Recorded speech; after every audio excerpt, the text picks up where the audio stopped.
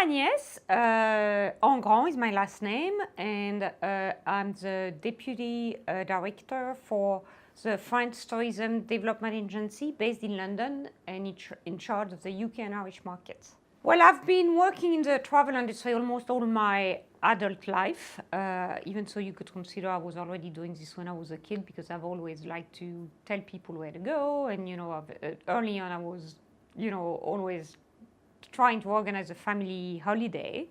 But I started to work, and I think it was a great experience, directly in contact with clients. I started to work in a youth hostel as a student job, and everything kind of went from there. I had the opportunity to go abroad, and I worked in some hotels and restaurants in Washington, D.C., and came back to France and worked for a youth travel company, and eventually I had the opportunity to do an internship with what was called at the time Maison de la France, which is now the French Tourism Development Agency. We had a new name in 2009, and it went from there. And I started at the headquarters, and then eventually was offered to move to Chicago to work on the US market, and ended up in London for the first time in 2003.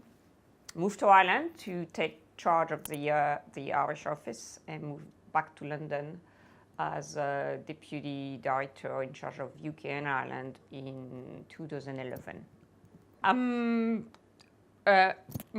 in charge of all the marketing activities, so everything in the mix, including advertising, PR, and direct promotion. So I'm in charge of designing and writing the strategy and the yearly marketing plan, and supervising then the implementation of the marketing plan. So I'm both a strategic and operational role. Considering we are a team of only 20 people, my role is still very operational. So France is one of the 8 wealthiest economy in the world. It's situated in Central Europe. We are as the number one destination in the world. So we've been having people visiting France since I would say for the Middle Age, but in a more classical tourist way. I think actually the British starting tourism to France at the end of the 18th century. So we are, I think, we have a few, landmarks and a few things which really make us famous across the world, which are art of living, a few monumental landmarks like the Eiffel Tower. It seems like for people who've never been to France, the Eiffel Tower seems to be the iconic thing of France, even so it's only in Paris, and so it's only a very small part of the country. And of course, we are very well known for our gastronomy, and I should say more for, because the word gastronomy can be a bit like, frightening to some people, but I would say our food, some iconic things like baguette and croissant, which have been well exported, and not to mention the wine, which is, as we are still like the world number one, wine drinker. That may change, but I think it's really part of, it's epitomized our culture, and obviously it's a key part of our tourism offer and product. We have a very specific strategy targeting and different sector of action depending on who we are targeting, whether it's a consumer, the travel trade, or the media. We have a set of action that we are key or part of our action plan every year. I could name 3.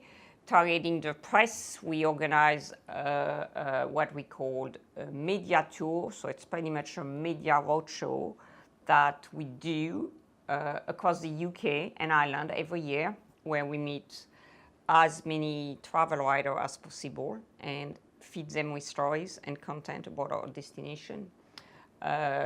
our second key action targeting the consumer is a main France campaign. I would talk about that a bit later in details. And targeting the trade, obviously our main action is participating at WTM.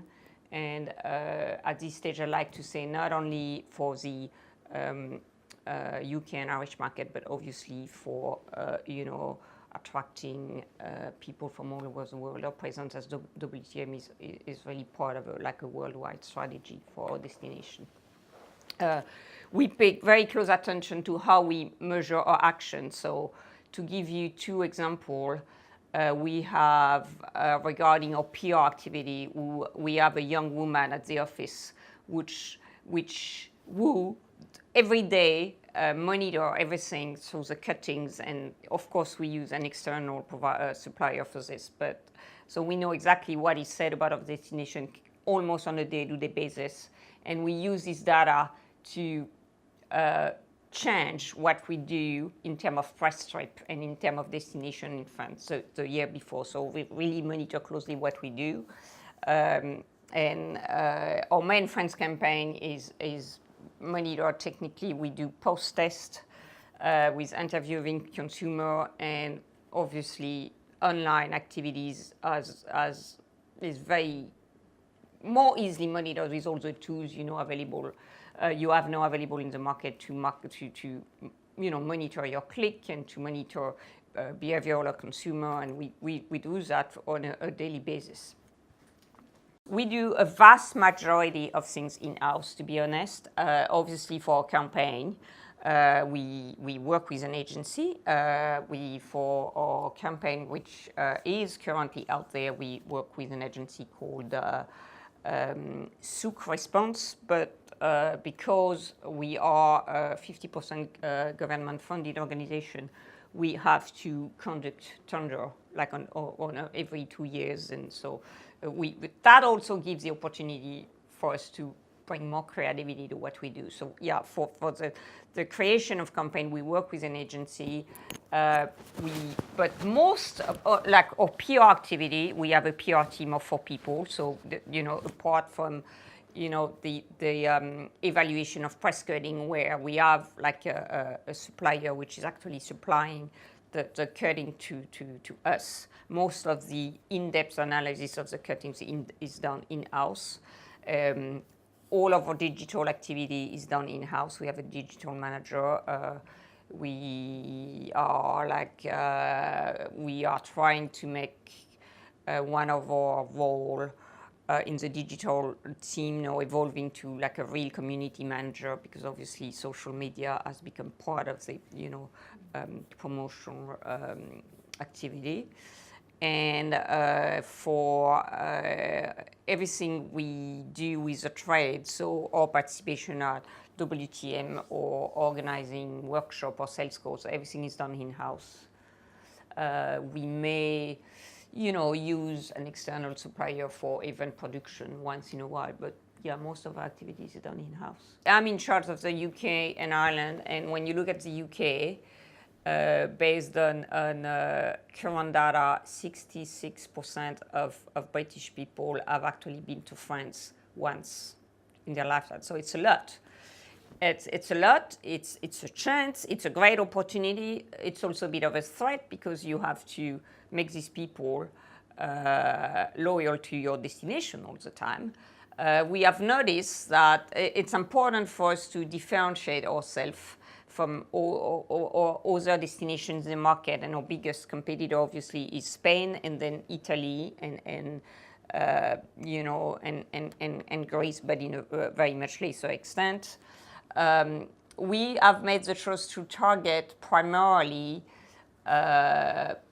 what we call empty nester, so double income people with no kids, more in the 35 to 55 age bracket, and also young families. It seems that they are the core target for our destination, so we emphasize all of activity to these people. Not that other people are not welcome, but you have to make choices in terms of marketing. So we try to have messages which target these people in particular. The world is a lot more interconnected than it used to be. People are a lot more knowledgeable and aware of what's happening in your country as a whole than before. And so other factors which are not related to your country as a destination influence much more the consumers than it used to be. So we have to face challenges in terms of image that we didn't have to challenge 30 years ago. You know, 30 years ago, I'm gonna be very simple, but you could say, you know, baguette and wine and go to Paris, it's romantic, and go to the south of France and experience, you know, art of living and sweetness of living as never before. But then the consumer would be happy with that and wouldn't have heard about, you know, I don't know, France has issue with anything, like any developed country like the UK, homeless or, you know, or riots in the suburbs or things like this. You know, so people were happy. It's not the case anymore.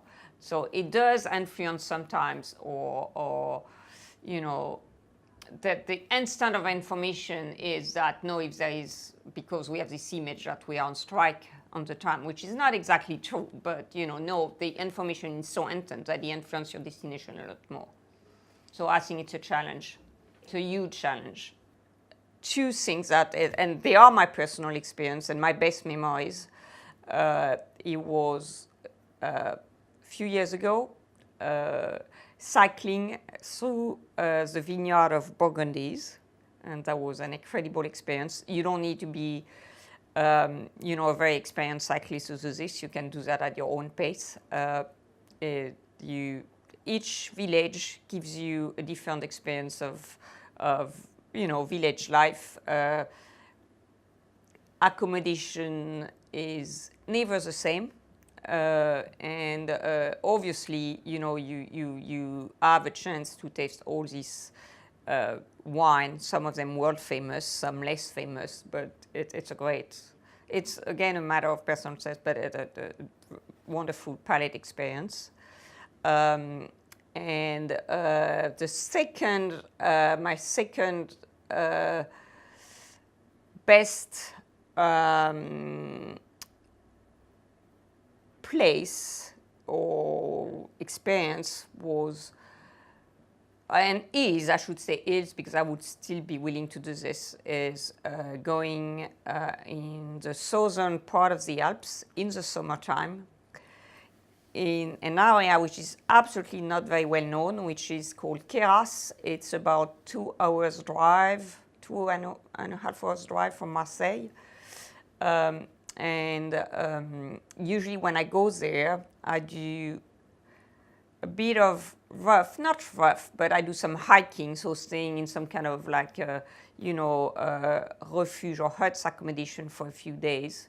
But then I come back and I can stay in a 5-star hotel for 2 nights and just enjoy the scenery.